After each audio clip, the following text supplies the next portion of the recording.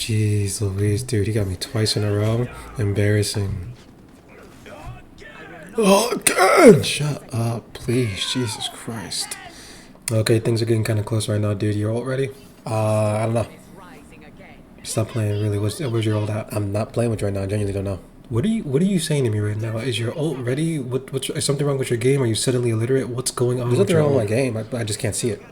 We sincerely do not have time for this right now. The clock is ticking right now. I can't see it. I'm telling you the truth. Okay, if you don't have your ult ready, you can just say you don't have your ult ready. I don't understand why you can't answer a basic question. What is going on with you right now? I don't know where it's at. I turned the HUD off. Hello? Why on earth would you have your HUD off? Why indeed? Well, because after fooling around in Marvel Rivals without the crosshair and without the HUD, I have decided on my own accord that this is the most sicko and fun way to play this game. Hello, I'm Wallace, and this is what Exal blogged, my monthly update of all the things that I've been posting and writing about on my blog with an elaboration on one post in particular. And today that honor goes to the post that I did called Did You Know About the Echo and Krakoa, which was basically the catalyst for figuring out whether or not I could survive matches of Marvel Rivals with having less information than literally everyone else in the match. Before I dive into that freak shit, here's a minute of some of the other posts I did in April. First up is this piece I wrote on a 15-minute fever dream of a game called 30 Flights of Loving. This digital roller coaster ride came out in 2011 and is from Blendo Games, who recently dropped a well-received immersive sim Skin Deep. It's about a heist gone terribly wrong, and the entire time it felt like I was playing a different medium trying to trick me into thinking it was a video game for the better. Check that out if you want to know what it's like playing a game that feels like a song, to be honest. Next, I checked out a hilarious game called Pepper, the next essential platform where it has the humor of Undertale, but the satire of your favorite workplace comedy or most cynical coworker. It's a charming short game with multiple endings, and its commentary on work culture made me reflect on all the ways people, well, die at work, literally and figuratively. And lastly, the French are here, baby. Like everyone else, I've been loving Clair Obscur and its refreshing take on a turn-based RPG. The combat is deeply gratifying, the characters are endearingly traumatized, and the story rocks. Gustave in particular has a really banger line about the gamage and violence that resonated with me. I wrote a short piece about what players could take away from it, and I hope it makes them reflect on what we identify as violence in our own Pinterestless world. And there's the time. That wasn't so bad, right? Look at you training your attention span. I appreciate that. I would appreciate even more if you checked out any of those blog posts. Links will be in the description below. Leave a comment on the site or on YouTube here if you have your own thoughts on any of these topics or just want to respond to something that I wrote about. And don't forget to like the video now if you want to, or later once I've given you what you came here for. Speaking of, isn't Krakoa gorgeous?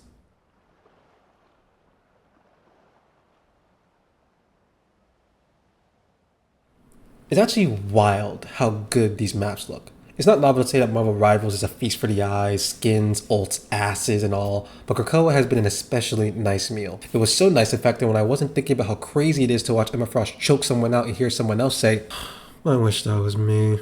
I was thinking about how distracting the combat was. Yes, the combat. All the fighting was preventing me from being able to look at the beauty of the map, and frankly speaking, I didn't really want to get yelled at for taking my time in a game with a very clear and loud countdown. So I hopped out a quick play, threw a few drive-by middle fingers at a competitive, and started a custom match. And when that start countdown for the match hit 0, I didn't burst out the spawn room like a hurricane. Instead, I hung out. I took my sweet time looking around, then leisurely went into the large map to confirm my suspicions. Yes, Krakoa is gorgeous. And in fact, I was missing even more of it than I thought, including the Echo. Now if you want to know more about that specific journey, say it with me now, go read the blog post. Because now we're going to move on to the experiment that followed this little digital adventure. See, once I turned off the HUD and created a blank crosshair for better pictures, my brain got to remembering. Specifically flashes of a TikTok where someone lamented over getting killed by someone with no crosshair. I thought, damn, that's crazy. And at the time, I still did think it was crazy. But now that all the settings were on and I had done all the legwork already to make the thing happen, playing Marvels without the HUD or crosshair is the best way to give yourself anxiety. There are a few immediate things I realized when loading into a match that I hadn't considered beforehand. First, I'm not going to see the progress bar for control matches. Second, I'm not going to see my health bar for any matches. And third, possibly most distressingly, I will have no clue when my ultimate is ready. As matches continued, I also started to realize a couple other things like my inability to see the chat, final kills in the upper right screen, or even my own pings. See, I'm throwing you all these red flags, but I haven't really answered the question yet. How did it actually go? And honestly, shockingly well. See, the first pleasant surprise was that despite losing all that visual information outside of the obvious, like bullets flying at you or a hulking green mass crashing down and doing a slam dunk with your head, I was getting tons of audio information still. Even though I couldn't see the progress bar, I could still hear it. Okay, there we go.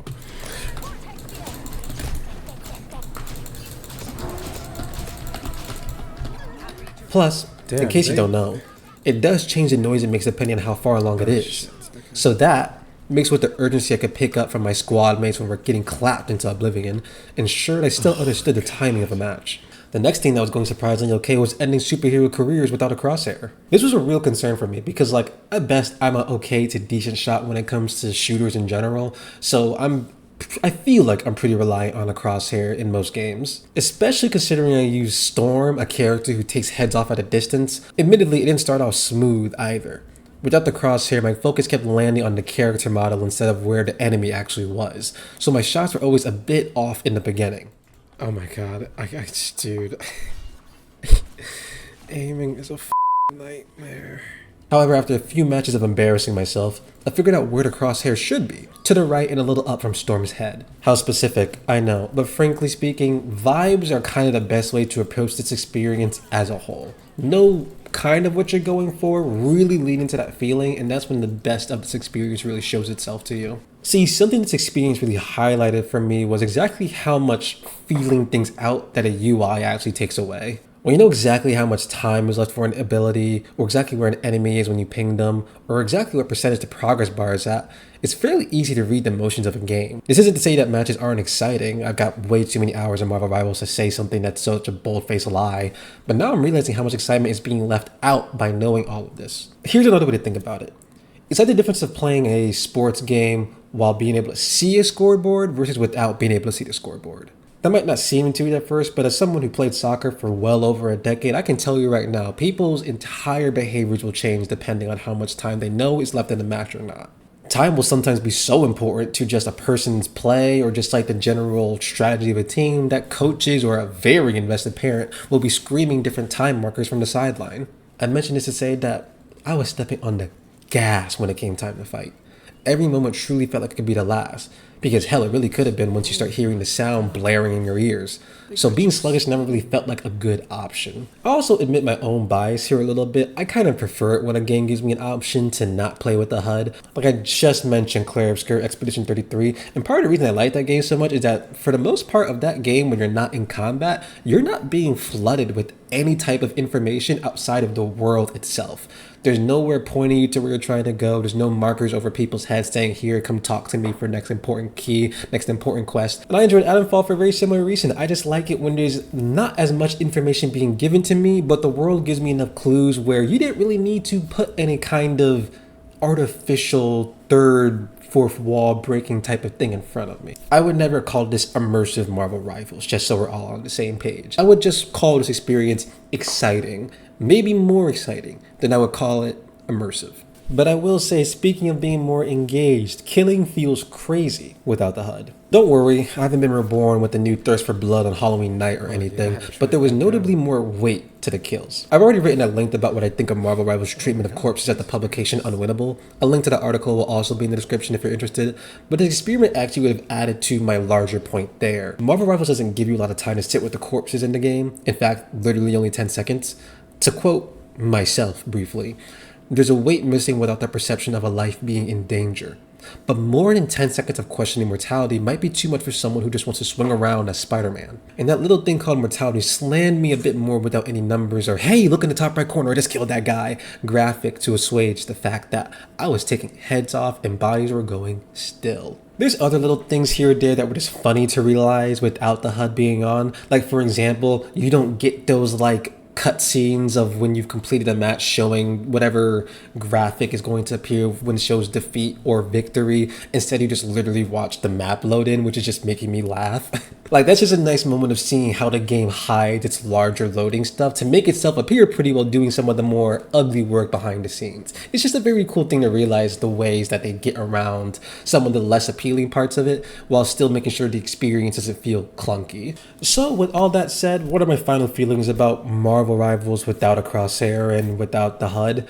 I would never recommend it to anyone just trying the game. This is experience made much better by the fact that I've been playing as Storm pretty much from the moment I picked up the game. But if you're someone who's willing to hop into quick play, take a few losses as you're getting things figured out, and just like hang for a night, I couldn't recommend it more. You might be surprised at how well you can still play and how much more you're feeling. If you do try this out yourself, or have already, please drop a line in the comments and tell me how that went. And to the rest of you who will do neither but just still watch this video to the end anyway, thanks for watching. Once again, you can check out the article that inspired this whole little weird experiment on my blog, Exalclaw. It's a primarily video game focused blog where I just do video games criticism, talking about the games that I'm playing, sometimes dropping a line about some news going on. I intend to put more interviews up there soon as well. Quite a few things going on over there, so get on the ground floor while you can. It's still a month young. Drop your email into the description box. Never miss a post. And once again, now that I've given you what you came for, leave a like if you enjoyed this, subscribe if you want to see more of it, and please take care of yourself, take care of your loved ones, and until next time, ciao.